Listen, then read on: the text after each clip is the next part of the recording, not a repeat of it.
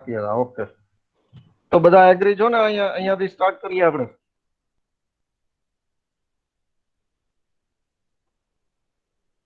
Okay, let us start.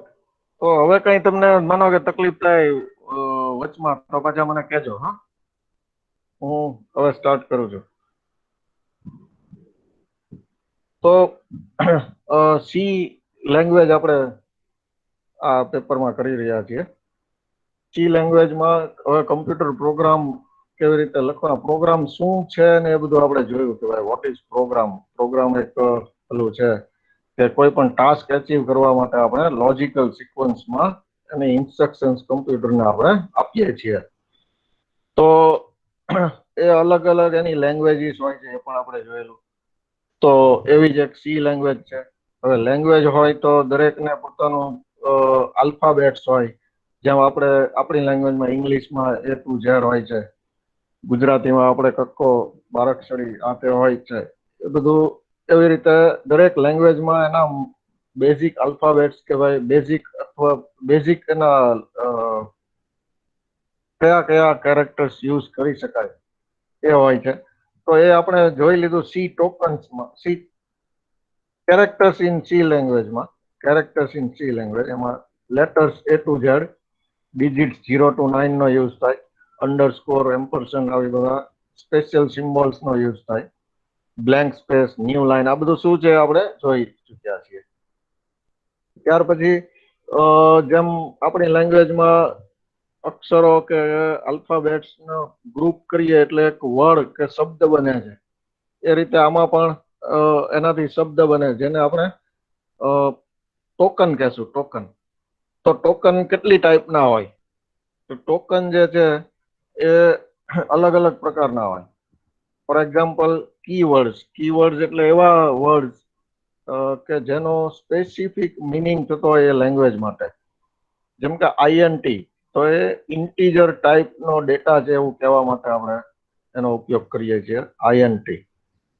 Constant, તો આપણા માત્ર ડિજિટ અને ડેસિમલ પોઈન્ટ અને નેગેટિવ પોઝિટિવ સાઇન આવી કોઈ સાઇનનો ઉપયોગ કરી અને જે બનાવીએ છીએ અને ન્યુમેરિકલ કોન્સ્ટન્ટ છે આ બધા, તો એને કોન્સ્ટન્ટ કહીએ આપણે. એ ઉપરાંત સ્ટ્રિંગ કોન્સ્ટન્ટ પણ આવશે, એ આપણે આગળ જોઈશું. ત્યાર પછી આઈડેન્ટિફાયર્સ. આઈડેન્ટિફાયર્સ એટલે આપણે જે આવા કીવર્ડ્સમાં નથી સામેલ થતા, કોન્સ્ટન્ટમાં નથી સામેલ થતા, પણ તમારી રીતે તમે કંઈક નામ આપો છો.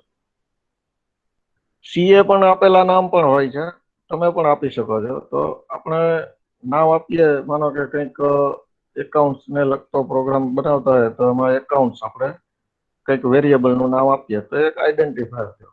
અગાઉ આપણે ફ્લો ચાર્ટ અને પેલા જોતા હતા, એમાં એક્સ વાય કે એ બી સી આવા આપણે વેરિયેબલ ના નામ આપતા હતા, તો એ એક આઈડેન્ટિફાયર થયા.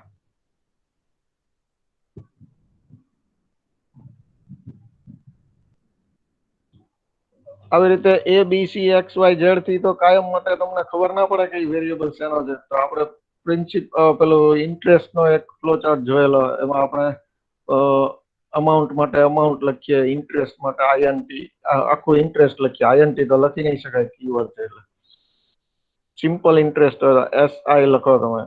તો આવા વેરિયેબલ ના નામ તમારી રીતે આપો, જેથી કરીને તમને ખ્યાલ આવે કે આ આના માટે છે. તો એવાને કહેવાય આઈડેન્ટિફાયર્સ.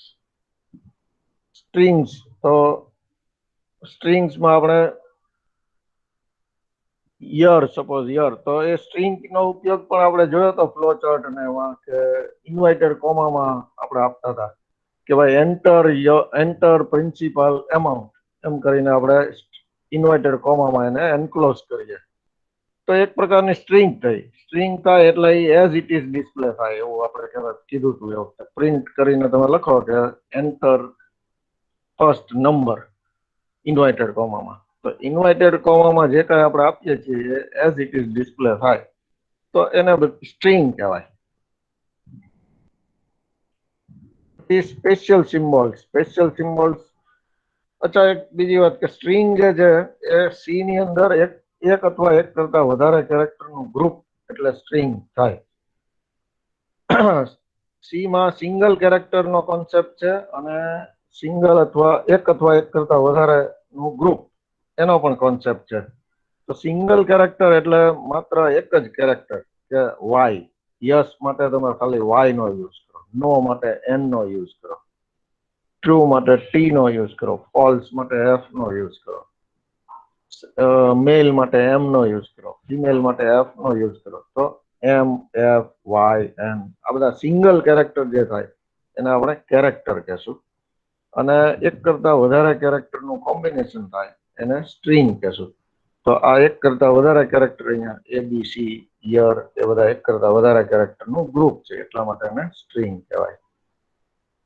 હવે સ્પેશિયલ સિમ્બોલ્સ નો યુઝ પણ આવો થાય છે. પેરેન્થેસિસ એટલે સાદા brackets, square brackets, curly bracket, છગડીયો કૌંસ ગુજરાતીમાં આપણે બોલતા એને કર્લી બ્રેકેટ્સ. તો આવા સ્પેશિયલ સિમ્બોલ્સ નો પણ યુઝ આની અંદર થાય છે. તો આ બધા ટોકન્સ હતા. ઇન શોર્ટ પછી ઓપરેટર્સ એટલે બે એડિશન, સબટ્રેક્શન એવું કરવા માટે પ્લસ, માઇનસ આ બધા ઓપરેટર્સ.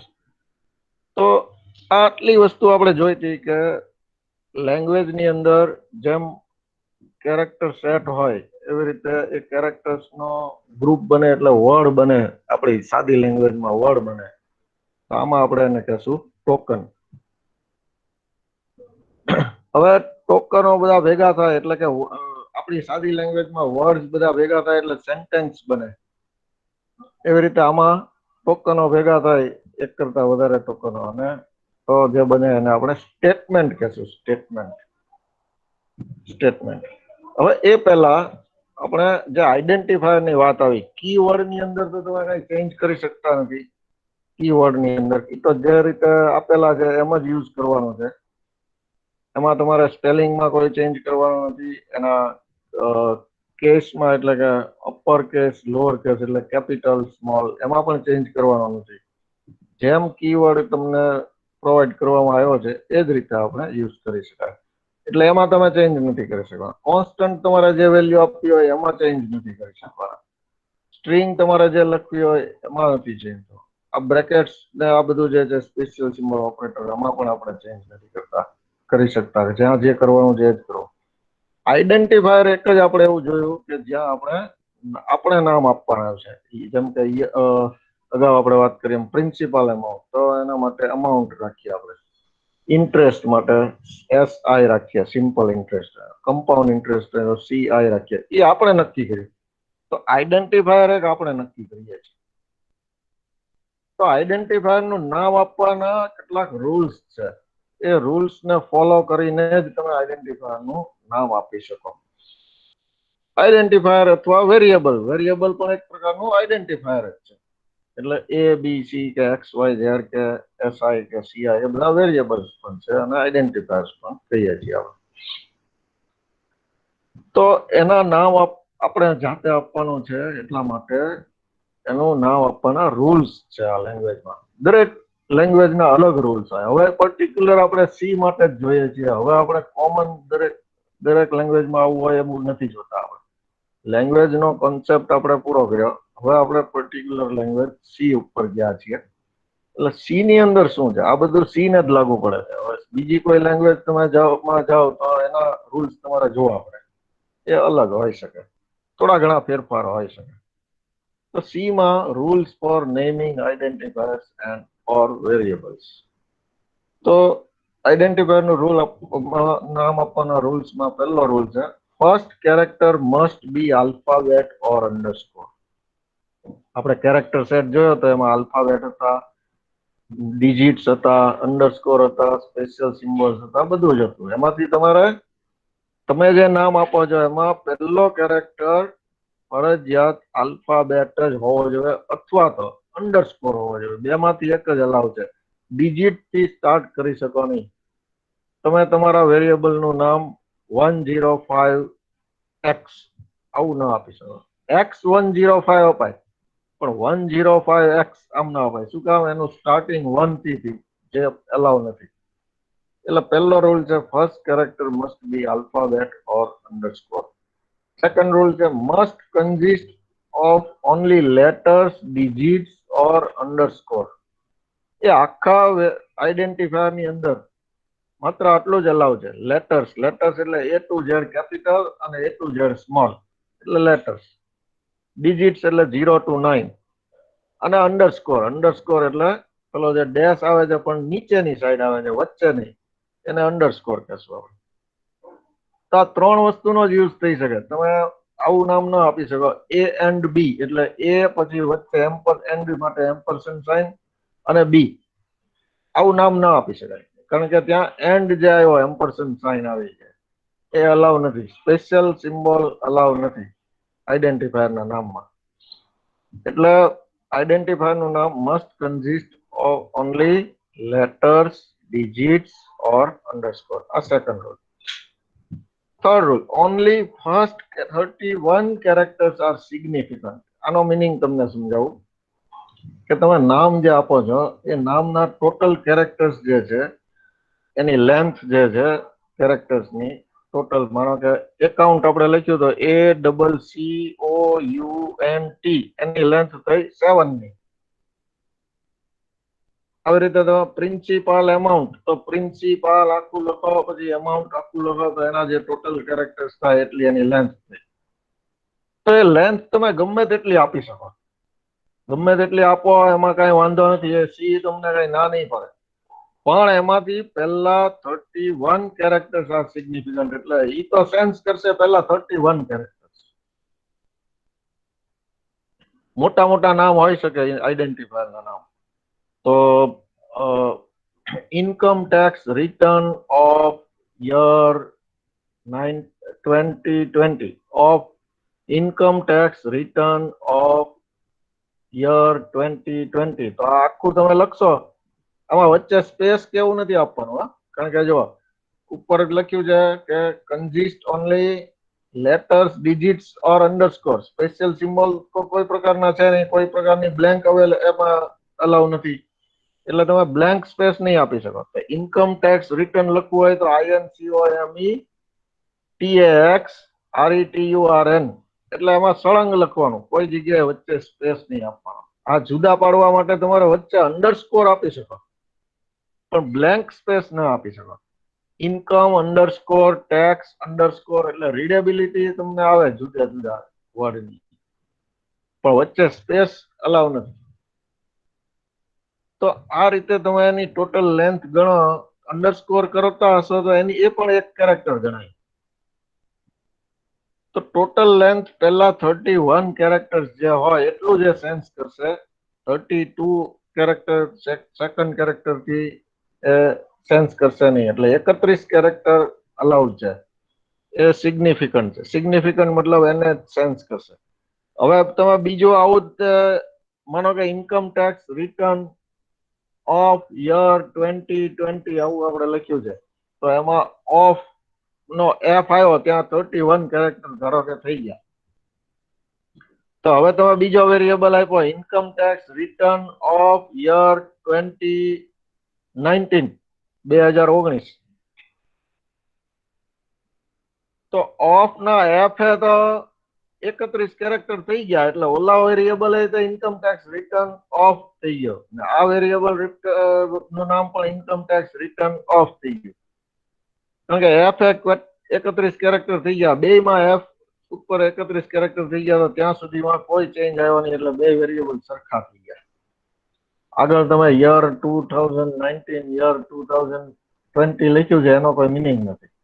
એટલે બે વેરિયેબલ સરખા થઈ, એક સરખું નામ થઈ ગયું. આવું ન થાય એટલા માટે લાંબા લાંબા નામ ન આપવા. આપો તો આ વસ્તુ ધ્યાન રાખવી જોઈએ કે પહેલા 31 કેરેક્ટર્સમાં ત્યાં કઈ ડિફરન્સ આવી જવો જોઈએ, તો જ એ બે વેરિયેબલ, બે આઈડેન્ટિફાયર અલગ થાય. Can't use a keyword. Keyword જેટલા છે 32 કીવર્ડ નું લિસ્ટ છે. એ લિસ્ટ તમને ક્યારેક પ્રોવાઈડ કરી દઈશ તમને. એ કીવર્ડ નું જે લિસ્ટ છે એમાંથી કોઈ પણ કીવર્ડ નો યુઝ તમે આઈડેન્ટિફાયર તરીકે થઈ શકે નહીં. ફોર એક્ઝામ્પલ ઇન્ટરેસ્ટ માટે તમે INT નામનો વેરિયેબલ યુઝ કરી શકો નહીં. શું કામ? INT છે કીવર્ડ છે. Name should B unique. એટલે પેલું મેં તમને ઉપર એક્ઝામ્પલ આપ્યું કે 31 કેરેક્ટર્સ તમને લાગે કે આ મેં નામ જુદા જુદા આપ્યા પણ 31 સુધીમાં તો બે સરખા થઈ જતા હોય, તો તમને લાગે જુદા જુદા આપ્યા પણ હોય સરખા, તો આવી રીતે સરખા હોઈ શકે નહીં, એટલે name should B unique. It is case sensitive. Case sensitive એટલે સ્મોલ એ અને કેપિટલ એ બે અલગ પડશે. એવી રીતે સ્મોલ લેટર કેપિટલ લેટર બધા અલગ. તમે એમ લખ્યું હોય કે એસઆઈ માં સ્મોલમાં એસઆઈ લખો અને કેપિટલમાં એસઆઈ લખો તો બંને અલગ વેરિયેબલના નામ થયા, બે સરખા ના થયા. તમને દેખાય એ સરખું કે આ એસઆઈ છે ને આ એસઆઈ છે, પણ એમાં ઓલું કેપિટલમાં છે, આ સ્મોલમાં છે. એટલે કેસ સેન્સિટિવ છે, એટલે અપર કેસ લોઅર કેસ નો ડિફરન્સ છે સેન્સ કરે છે. આટલાથી આપણે રૂલ્સ, આ રૂલ્સ ને ધ્યાનમાં રાખીને તમે આઈડેન્ટિફાયર નું કે વેરિયેબલ નું નામ આપી શકો. એના એક્ઝામ્પલ્સ આપ્યા છે. વેલિડ આઈડેન્ટિફાયર નેમ્સ કે વેલિડ વેરિયેબલ નેમ્સ. યર કઈ પ્રોબ્લેમ નથી, જો લેન્થ પણ બરાબર છે, કોઈ કીવર્ડ નથી એ. ત્યાર પછી પહેલો કેરેક્ટર આલ્ફાબેટ છે, લેટર ડિજિટ અંડરસ્કોર ની બહારનું કઈ યુઝ નથી કર્યું, એટલે યર છે વેલિડ આઈડેન્ટિફાયર છે. અમાઉન્ટ વેલિડ છે. num1 વેલિડ છે. શું કામ? એમાં આલ્ફાબેટ્સ અને ડિજિટ નો યુઝ થયો છે, બીજા કોઈનો યુઝ થયો નથી. ઇન્ટરેસ્ટ રેટમાં વચ્ચે અંડરસ્કોર કર્યો છે, તો સ્પેસ નો યુઝ નથી કર્યો, એની જગ્યાએ અંડરસ્કોર કર્યો છે, એટલે અલાઉડ છે, એટલે વેલિડ છે. અંડરસ્કોર એબીસી, અંડરસ્કોર અથવા આલ્ફાબેટ થી સ્ટાર્ટ થવું જોઈએ, તો અંડરસ્કોર થી સ્ટાર્ટ થાય છે એટલે વેલિડ છે.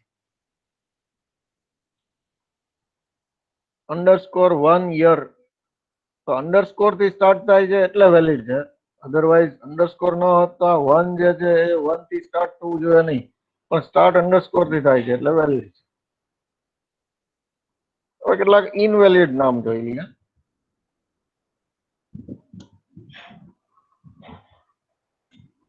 1 યર, 1 યર ઇનવેલિડ છે. શું કામ? 1 થી સ્ટાર્ટ થયો, નંબર થી સ્ટાર્ટ થઈ શકે નહીં, ડિજિટ થી સ્ટાર્ટ થઈ શકે નહીં. આઈએનટી તો એ કીવર્ડ છે, એટલા માટે આઈએનટી નો ઉપયોગ કરી શકાય નહીં વેરિયેબલમાં. ABC at the rate PQR, at the rate જે છે એ સ્પેશિયલ સિમ્બોલ છે, એ અલાવ નથી. ઇન્ટરેસ્ટ રેટમાં વચ્ચે સ્પેસ છે એટલે અલાવ નથી. તો આ બધા ઇનવેલિડ છે.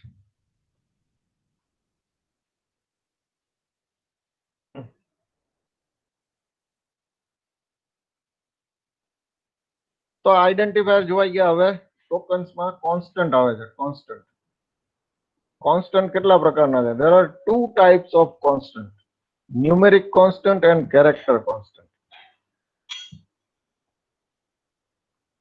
અગાઉ વાત કરી એમ આપણે કોન્સ્ટન્ટમાં સેમ્પલ જોયા હતા, તો એ ન્યુમેરિક કોન્સ્ટન્ટ હતા. કેરેક્ટર કોન્સ્ટન્ટ એટલે તમે કોઈનો આન્સર માંગતા હો યસ નો માં, તો સિંગલ લેટર વાય કે સિંગલ લેટર નો, તો એ કેરેક્ટર થયો. તો એને તમે કોન્સ્ટન્ટ તરીકે આપવો હોય તો તમારે ફિક્સ કરવો પડે. કોન્સ્ટન્ટ એટલે જેની વેલ્યુ ચેન્જ થઈ શકે નહીં. વેરિયેબલ એટલે એની વેલ્યુ ચેન્જ થઈ શકે, વેરિએટ થાય. કોન્સ્ટન્ટમાં કોન્સ્ટન્ટ રહે, ફિક્સ થઈ જાય, ચેન્જ ન થાય. તો આપણે કોઈ પણ તમે નંબર લખીએ છીએ 11, એટલે 11 તો એની વેલ્યુ ફિક્સ થઈ ગઈ 11. 11 મતલબ તમે 11.5 ના કરી શકો, 11 મતલબ 13 ના કરી શકો. કોન્સ્ટન્ટ થઈ જાય, ફિક્સ થઈ જાય. અને તો એવા ન્યુમેરિક કોન્સ્ટન્ટ. અને કેરેક્ટર કોન્સ્ટન્ટ, કેરેક્ટર કોન્સ્ટન્ટમાં તમે ફિક્સ કરવું હોય કે Y answer equal to Y, તો વાય જે છે તમારે સિંગલ કેરેક્ટર બતાવવો હોય જ્યારે, તો તમારે સિંગલ કોટેશન થી એન્ક્લોઝ કરવાનો. સિંગલ કોટેશન, ડબલ કોટેશન નહીં. પેલું સ્ટ્રિંગમાં ડબલ કોટેશન આવશે અને સિંગલ કોટેશન, સિંગલ કેરેક્ટરમાં સિંગલ કોટેશન આવશે. આટલો ડિફરન્સ છે. હવે ન્યુમેરિક કોન્સ્ટન્ટ ને પાછા બે પ્રકાર છે, બે ટાઈપ છે. It has two types. કેવા? તો કે ઇન્ટીજર અને real. Integer constant and real constant. Integer constant એટલે જેની વેલ્યુ ઇન્ટીજર હોય. રિયલ કોન્સ્ટન્ટ એટલે એમાં પોઈન્ટ કે એવું કંઈક આપેલું હોય એટલે fractional value in short. Integers તમને ખબર છે મેથેમેટિક્સમાં કઈ કહેવાની જરૂર નથી મેથેમેટિક્સ વાળા. 1 2 3 4 -1 -5 0 આ બધા ઇન્ટીજર્સ કહેવાય. રિયલ એટલે 5.32 એ રિયલ કહેવાય. integer constant must have at least one digit. એક ડિજિટ તો હોવો જ જોઈએ. એક એટલે ઓછામાં ઓછો એક ડિજિટ હોવો જોઈએ. એક કરતા વધારે ડિજિટ હોય તો ચાલે. 5 તો integer constant જો 25 integer constant 1039 બધા integers છે. એમાં decimal point ન હોય. not have decimal point. 5.3 is invalid integer. 5 integer કહેતા હો તમે પોઈન્ટ આપો તો એ પોસિબલ નથી. can be positive or negative. Positive પણ હોઈ શકે નેગેટિવ પણ હોઈ શકે ઇન્ટીજર. નેગેટિવ હોય પોઝિટિવ માટે સાઇન મૂકવાની જરૂર નથી. નેગેટિવ માટે સાઇન તમે માઇનસ આગળ સાઇન મૂક્યો એટલે નેગેટિવ થઈ જશે. Commas and blank are not allowed. 5 કોમ આપણે નોર્મલી લખવામાં આ રીતે યુઝ કરતા હોઈએ છીએ. 5000 લખવું હોય તો 5,000 એ લખવામાં બરાબર છે. એકાઉન્ટની ભાષામાં બરાબર છે. તમે પેલું બેલેન્સ શીટ ને એવું તૈયાર કરતા હોય તો એમાં તમે આ રીતે લખી શકો. ચેકબુકમાં ચેક લખતા હો તમે તો આ રીતે લખી શકો. કારણ કે ત્યાં રીડેબિલિટી લાવવાની છે કે આ 5,30 એટલે 5000 તરત વંચાય. ઓલું 0 ગણવા પણ ન પડે. દરેક પછી દરેક 2 0 આવે ત્યારે કોમા કરીએ છીએ આપણે.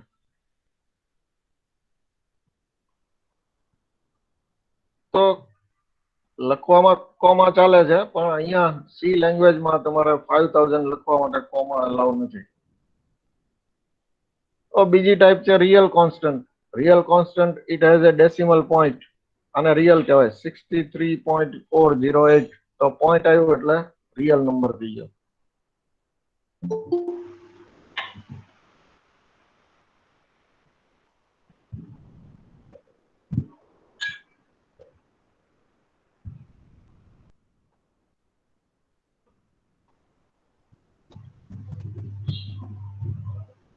In exponential form of representation, the real constants are represented in two parts. હવે જો રિયલ નંબર બતાવવા માટે બે આપણે સાયન્સની અંદર બે મેથડ છે. એક તો આ ડેસિમલ પોઈન્ટ વાળી 63.408. બીજી મેથડ છે એક્સપોનેન્શિયલ વાળી. તો વચ્ચે આપણે ઈ આવે ઈ 1e +0.5 આવું કઈક આવે. તમે સાયન્સમાં ભણ્યા હશો. તો એવો એ ફોર્મમાં તમારે લખવું એ પણ રિયલ નંબર જ છે. એ ફોર્મમાં લખવું હોય તમારે તો એ બે પાર્ટમાં વહેંચાયેલું હોય. The part appearing before e is called mantissa. એટલે ઈ તો કમ્પલસરી છે. ઈ ની પહેલા જે અગાઉ જે લખો છો તમે એને મેન્ટિસા પાર્ટ કહેવાય. અને ઈ પછી જે લખો છો એને એક્સપોનેન્ટ પાર્ટ કહેવાય. Part following E is called exponent. તો બે પાર્ટ છે મેન્ટિસા પાર્ટ વચ્ચે ઈ અને પછી એક્સપોનેન્ટ પાર્ટ.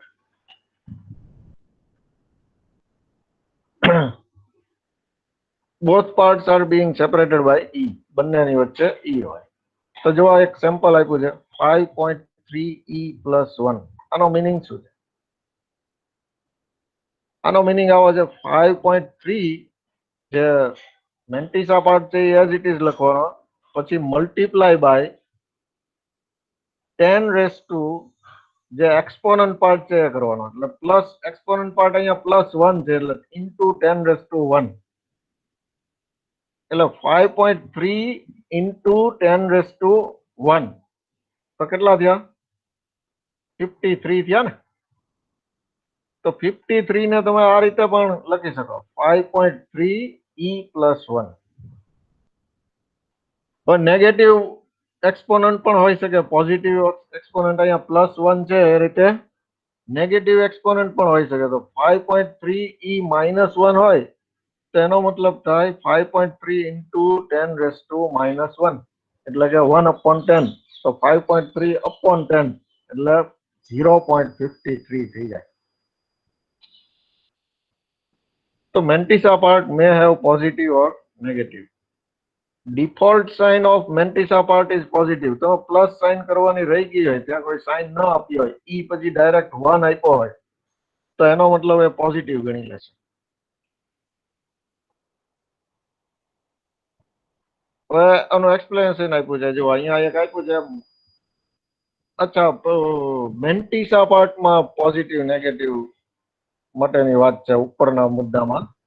અહીંયા default sign of Mantissa part is positive, એટલે આગળનો ભાગ છે ઈ ની આગળનો Mantissa part 5.3, એમાં તમે આગળ સાઇન ન કરી હોય તો પોઝિટિવ ગણાય. પહેલામાં તો સાઇન કરવી ફરજિયાત છે. +1 -1 જે છે એક્સપોનન્ટ પાર્ટ, એમાં સાઇન કમ્પલસરી છે. એ મારી મિસ્ટેક થઈ બોલવામાં. Exponent part must have be at least 1 digit. એક્સપોનન્ટ પાર્ટમાં 1 ડિજિટ તો હોવો જ જોઈએ. પછી તમે 0 કરવો હોય તો કરી શકાય, પણ 1 ડિજિટ તો હોવો જ જોઈએ.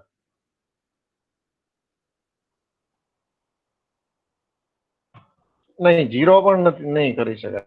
એટલે તમારે એને 5.3 લખવું હોય આ રીતે તો 0.53 e +1 કરો તો 5.3 થઈ જાય. 5.3 e +1 નો મિનિંગ છે 53. એટલે 1 ડિજિટ તો મિનિમમ હોવો જોઈએ, which is positive or negative. હવે એક્ઝામ્પલ આપ્યું છે અહીંયા -6.32 e -2, એનો મિનિંગ આવો થશે -6.32 multiply by 10⁻². તો આ નંબર લખવા માટે તમે -6.32 into 10⁻² લખવા માટે આ મેથડ નો યુઝ કરો તો આ રીતે લખી શકાય -6.32 e -2, રાઈટ. તો આવી બે મેથડ છે રિયલ નંબર આપવાની.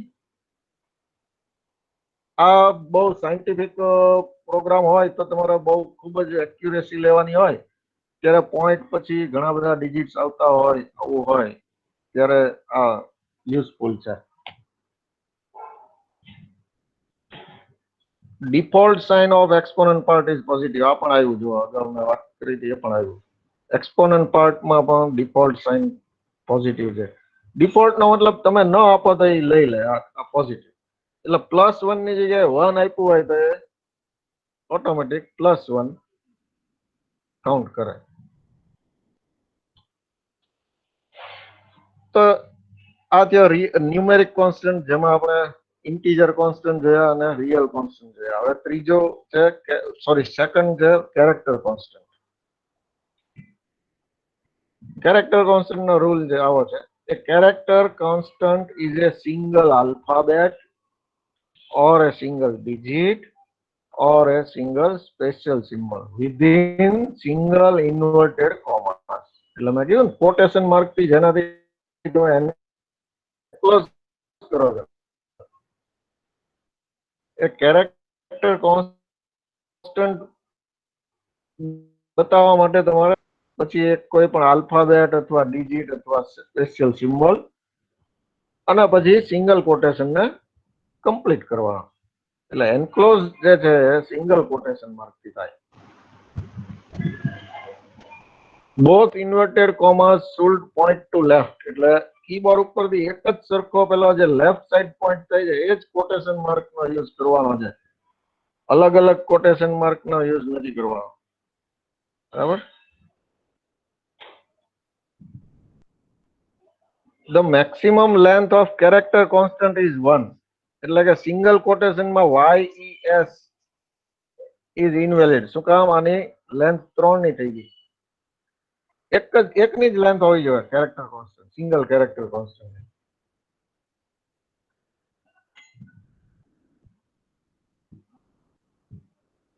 રિયલ નંબર જે આપણે જોયા, રિયલ નંબર નું બીજું નામ છે એમાં સી માં ફ્લોટિંગ પોઈન્ટ નંબર. સી માં આપણે રિયલ નંબર વર્ડ યુઝ નહીં કરીએ, ત્યાં આપણે સી માં યુઝ કરશું word floating point number. Floating point number પર કેટલાક રિમાર્ક્સ છે. They are stored in 32 bits with 6 digits of precision. આનો મીનિંગ શું છે? 32 bits એટલે આપણે બીટ્સ બાઇટ્સ ને આવું બધું જોયું હતું. 8 બીટ એટલે 1 બાઇટ, તો 32 બીટ છે એટલે 4 બાઇટ થયા, 4 બાઇટ્સ થયા.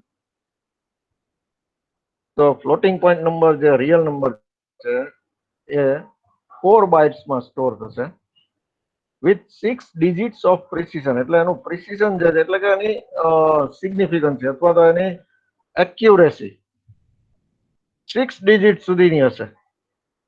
એટલે તમે 6.38 તમે લખો છો, એનો મતલબ થયો 6.38 અને 40 બીજા 6 ડિજિટ સુધી પ્રિસિઝન એનો. હવે માનો કે તમે લખો છો 6.385678 આવું આગળ ઘણા બધા ડિજિટ હોય તો એ 6 ડિજિટ સુધીના પોઈન્ટ પછીના જે છે એટલું જ સિગ્નિફિકન્ટ રહેશે, એટલે કે ત્યાં સુધીનું જ એક્યુરેસી રહેશે, આગળની એક્યુરેસી નહીં રહે, આગળના ડિજિટ્સ ને સેન્સ નહીં રહે. બરાબર? તો આનું પ્રિસિઝન કેટલું છે? 6 ડિજિટ્સ. હવે સી ની અંદર જેમ ઓલા ઇન્ટીજર બતાવવા માટે આપણે અગાઉ વાત કરી, આઈએનટી જે છે કીવર્ડ છે, આઈએનટી એટલે ઇન્ટીજર.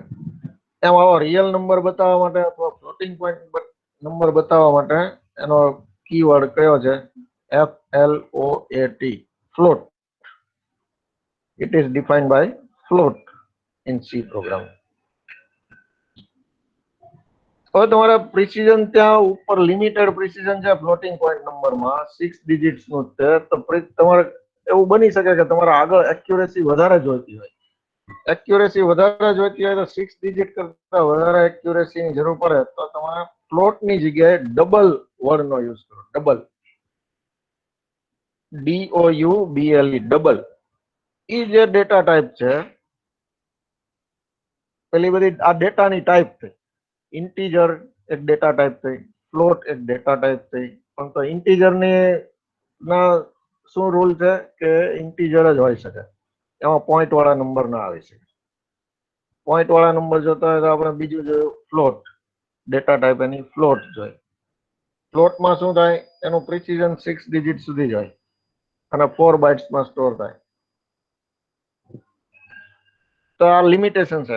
હવે એનાથી આગળ તમારે એક્યુરેસી જોતી હોય તો શું કરવાનું? ડબલ લખવાનું ફ્લોટની જગ્યાએ, DOUBLE. તો આ જે ડેટા ટાઈપ છે ડબલ, એ શું કરશે? 64 બિટ્સ યુઝ કરશે, એટલે કે 8 બાઇટ સ્ટોર કરવા માટે 8 બાઇટ નો ઉપયોગ કરશે. જેમ જેમ બાઇટ બીટ્સ નો વધારે, બીટ્સ કે બાઇટ વધારે યુઝ કરે સ્ટોર કરવા માટે, એમ એમ તમને એક્યુરેસી વધારે મળી શકે. તો એ પ્રિસિઝન કેટલું આપશે? 14 ડિજિટ સુધીનું. એટલે પોઈન્ટ પછી 6 ની જગ્યાએ હવે 14 ડિજિટ સુધીની એક્યુરેસી આપશે. It is known as double precision number.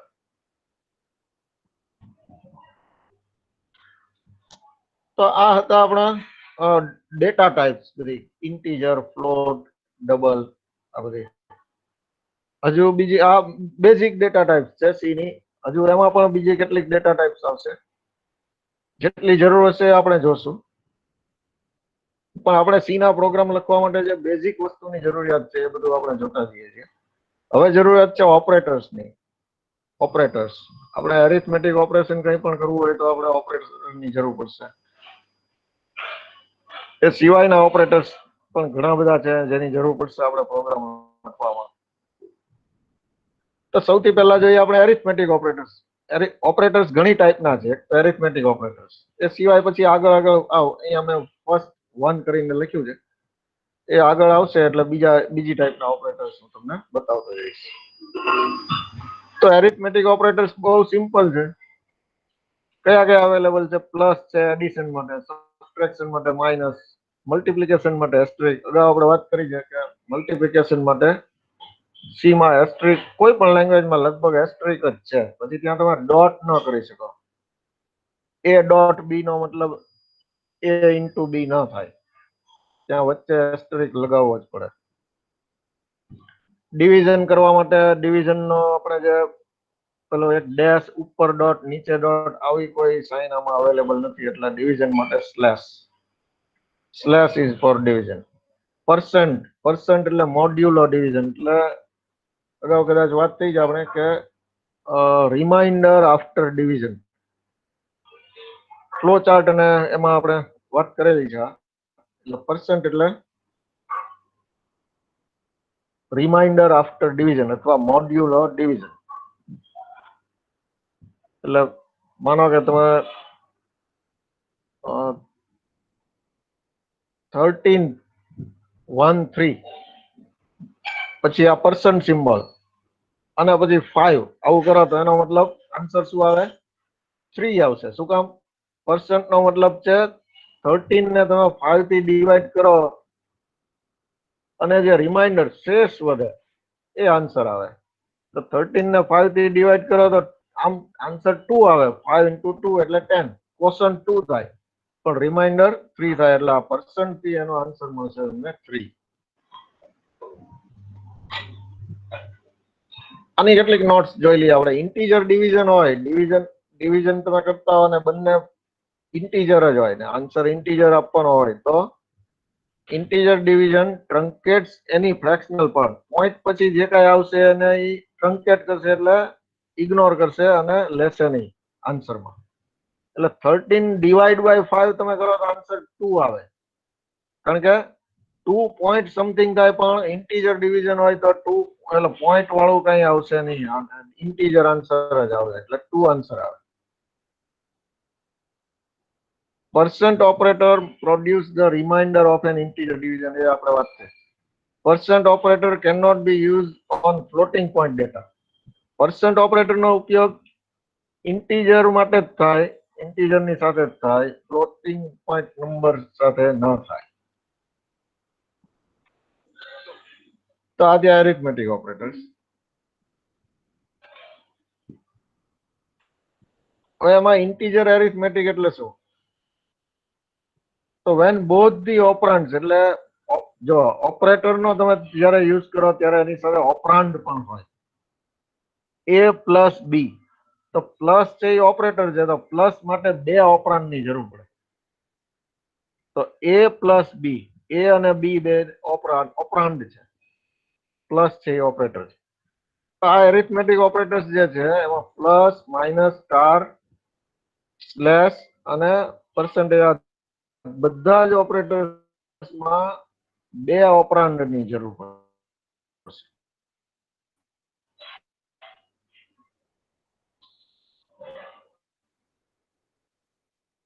જ્યારે આપણે આવું એ પ્લસ બી લખીએ ત્યારે બંને ઓપરાન્ડ એટલે એ અને બી જે છે એ બંને જો ઇન્ટીજર હોય તો આ ઓપરેશન કેવું થાય? Integer arithmetic. Integer arithmetic. When both the operands in a single arithmetic expression, such as a plus b, are integers, the operation is called integer arithmetic. It always yields an integer value. એનો answer છે always integer જ આવે. તો બે integer નો સમ તો integer જ હોય પણ ડિવિઝન કરીએ ત્યારે બધી માથાકૂટ છે. 15 ડિવાઈડ બાય 10. બંને ઓપરાન્ડ છે ઇન્ટીજર છે 15 અને 10. ઇન્ટીજર છે તો આન્સર પણ ઇન્ટીજર આવવો જોઈએ. તો 15 ડિવાઈડ બાય 10 શું આન્સર આવશે? 1. કારણ કે પોઈન્ટ પછીનું કઈ ગણવાનું જ નથી એટલે આન્સર થશે તમારો 1.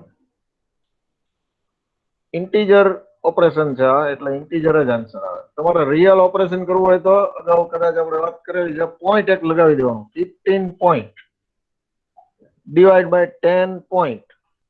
પોઈન્ટ પછી 0 લખો તો ચાલે પણ ખાલી પોઈન્ટ લગાડો તોય ચાલે. તો એ રિયલ એરિથમેટિક થઈ જાય. તો રિયલ એરિથમેટિક થઈ જાય તો શું થાય? આન્સર તમારો થઈ જાય 1.5.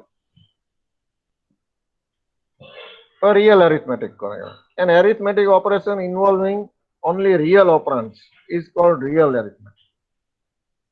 એટલે એના જે ઓપરાન્ડ છે એ અને બી અથવા આ 15 અને 10 એ જો રિયલ હોય એટલે કે રિયલ કરવા માટે પોઈન્ટ લગાડવાનો તો આન્સર છે એ તમારો રિયલ આવી શકે. એ real operand assume in decimal or exponential form. Real કરવો હોય તો 2 માંથી એક ફોર્મ નો ઉપયોગ થયેલો હોવો જોઈએ, પોઈન્ટ વાળું અથવા exponential form. since floating point value are rounded to the number of significant digit permissible, એટલે કે અગાઉ આપણે જે વાત કરી આપણે સિગ્નિફિકન્સી એની એક્યુરેસી પોઈન્ટ પછી 6 ડિજિટની, ફ્લોટ હોય તો 6 ડિજિટ, ડબલ હોય તો 14 ડિજિટ, તો ત્યાં સુધીમાં એ રાઉન્ડ કરે એટલે છઠ્ઠા ડિજિટે રાઉન્ડ ઓફ કરે. Floating point value are rounded to the number of significant digit permissible. The final value is an approximation of the correct result. એટલે ફાઇનલ વેલ્યુ જે છે એ એપ્રોક્સિમેટલી આન્સર આપે. તો આમાં બહુ સારી રીતે જોઈ શકાય છે -2 ડિવાઈડ બાય 3 જે છે -2.0 ફ્લોટ છે, ડિવાઈડ બાય 3.0 ફ્લોટ છે, એટલે આન્સર આવશે ફ્લોટ. બેમાંથી એક ફ્લોટ હોય એટલે આન્સર ફ્લોટ આવે, બે ઇન્ટીજર હોય તો જ ઇન્ટીજર આન્સર આવે. હવે તમે 3 ને તમે ઇન્ટીજર રાખો અને 2 ને પેલો રાખો રિયલ, તો પણ આન્સર તો રિયલ જ આવશે. તો છઠ્ઠા ડિજિટે જો એને રાઉન્ડ ઓફ કર્યું, કારણ કે આને હજી આગળ વધારો તો 6 આવ્યા જ કરે, તો છઠ્ઠા ડિજિટે રાઉન્ડ ઓફ કરે એટલે 6 નો 7 થઈ ગયા, બરાબર. આ રીતે રાઉન્ડ ઓફ કરે છે. ડબલ હોય તો 14મા ડિજિટે રાઉન્ડ ઓફ કરે. એમ 6 ડિવાઈડ બાય 7 જે છે એ 0.857143. હવે 3 પછી આગળ શું આવ્યું હશે ખબર? આના એક્ઝેક્ટ તમે ડિવિઝન કરો તો ખબર પડશે. ત્યાં 28 નો 3 થયો છે કે પછી 3 4 આવ્યું હોય આન્સર ને 3 રહ્યો છે, કારણ કે આની પછીનો ડિજિટ જે છે એ 5 કરતા વધારે હોય, 5 કે 5 થી વધારે હોય તો આ એક વધી જશે છેલ્લો ડિજિટ. 5 થી નાનો હોય તો એ ડિજિટ એમનો એમ રહેશે. એટલે આ છઠ્ઠા પોઝિશન પર જે 3 આવ્યો છે 6 ડિવાઈડ બાય 7 ના આન્સરમાં, એ કેવી રીતે આવ્યો છે એ તમારે જોવું હોય તો એક્ઝેક્ટ ડિવિઝન કરવું પડશે. આમાં તો આગળ 6 જ આવે એ ખબર પડે છે આપણને, એટલે 6 નો 7 થયો. મિક્સ મોડ એરિથમેટિક એટલે રિયલ એ હોય ને પેલું હોય ઇન્ટીજર એ હોય. when one of the operand is real and the other is integer, the expression is called a mixed mode arithmetic expression. If either operand is of the real type, then only the real operation is performed. મેં અગાઉ કીધું આ last સ્લાઇડમાં કે બેમાંથી એક real હોય એટલે આન્સર રિયલ આવશે. Result is always a real number. Thus 15.0 divided by 10 equal to 1.5. ત્યાં 1 નહીં આવે. શું કામ? બેમાંથી એક રિયલ થઈ ગયો એટલે રિયલ ઓપરેશન થઈ ગયું.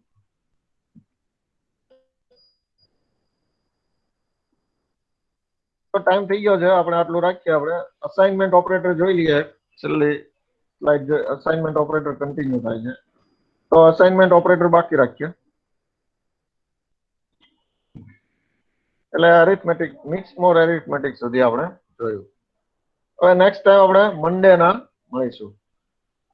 મંડેના 12 o'clock. એની લિંક તો કદાચ જૂની છે જ, જો નવી જરૂર હોય તો હું તમને મોકલું. બોલો.